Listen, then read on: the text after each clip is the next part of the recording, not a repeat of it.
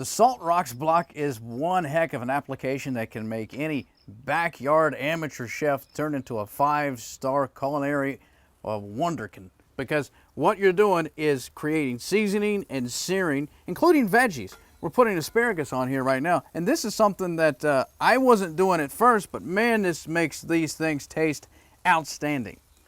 Oh yeah, you can create your whole meal on your salt block. So we're going to do some asparagus today, a few mushrooms, and a beautiful ribeye steak. Now when we say ribeye steak, here we go. Let's talk about this, because you can still cook it to the way your heart desires, as far as medium rare, well done. You still do everything that you would normally do, except now you're adding seasoning and just a burst of flavor. Absolutely, absolutely. Any way you like your steak or anything else.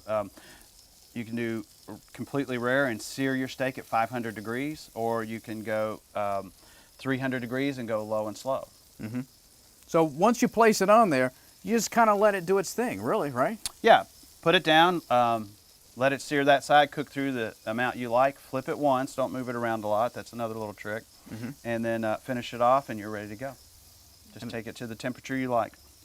The Salt Rox, as we've said, it's doing its job right now. The steak, I think, is one of my favorite, but we can cook any type of meat or poultry on this thing, sure, or even seafood, as we did shrimp earlier. Great. We do turkeys on it, chicken, duck, full pork roast, Boston butt, pretty much anything you can think of. We do vegetables, pizza.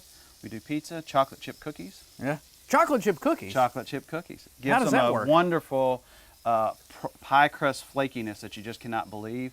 And if you actually use no oil on it, it will give you a nice salty contrast on the bottom of the cookie that's perfect. Have you gotten, because I know you guys have developed fans over the course of introducing the product, have you got recommendations and ideas from folks who are your customers? Absolutely. We were in Cleveland doing a show for chefs, and one of my good friends up in Cleveland, Mike Pease, came to us and said, guys, you got to try spinach. And turns out spinach is maybe one of the best things on the earth. Wow. And I don't know if you know about when you eat spinach, you get that stuff on your teeth. Right. Totally gone. It's just buttery, wonderful spinach. Well, I mean, if this thing, that's what I'm telling you, this thing can change spinach and make it appetizing. This could change childhood for all Americans. All right, so what are we going to do with the steak? We're going to let it sit there for a while, and what happens, John? Yeah, we just cook it the amount of time you need. We're probably running at about 475 here, so we're going to take a little time for this steak, and then we'll, I like it medium rare, so we'll get it going pretty good. We'll give it a flip, and then it'll be ready. One of the things, again, that's real important is we covered the surface with oil. You used a olive oil, or what did you use for this application? When I'm searing a steak, I need an oil with a high temperature. So peanut oil, canola. Today I'm using some grapeseed oil. Gotcha. But for most of my cooking applications, I like to use olive oil. And extra virgin is good, but it has a really low smoke point. So an olive oil that is specifically labeled for grilling and sauteing works perfectly on your grill. So what are we talking about cooking time-wise for, say, a typical ribeye? Your cooking time is going to be pretty much what you're used to, because you're basically cooking to temperature. So if you're the kind of person that likes low and slow, you're going to cook at 250, 300 degrees, then we're talking hours.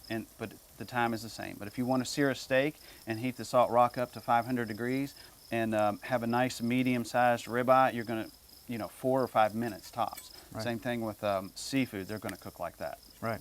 And we've got the hood up, obviously, so folks can see what's happening. But if you want to make it a little quicker, you can close the hood on a grill. Yeah, definitely grilling's much more effective with the lid down. And same thing when we're cooking in the oven, cooking's much more efficient. And at home, I do my salmon in the oven, and we're talking 3-4 minutes tops for a big old thick salmon. I love this thing, and I brag about it all the time. And when I'm talking about it, and for the uninitiated, for folks who may not have heard of the product before, one of the first reactions I get is, well, that's going to be too salty, they say. Anybody, or any chef who's worth his weight in salt always knows salt is the #1 seasoning that you use, but that's not what you're tasting. It's just bringing out the flavor. It's not too salty. Explain how this works. Salt is a magic ingredient, and it has many effects on food. One is the seasoning, but that's the tiniest effect, actually. When you're cooking with salt, The best way I can describe this, it's like brining without all the water and without the weighting. Salt just changes the texture of food. It preserves moisture and it preserves tenderness like you cannot believe. And you don't even have to cook on it to get that. We can put this inside the oven or inside our smoker and cook with it, and it's going to season and tenderize your food perfectly.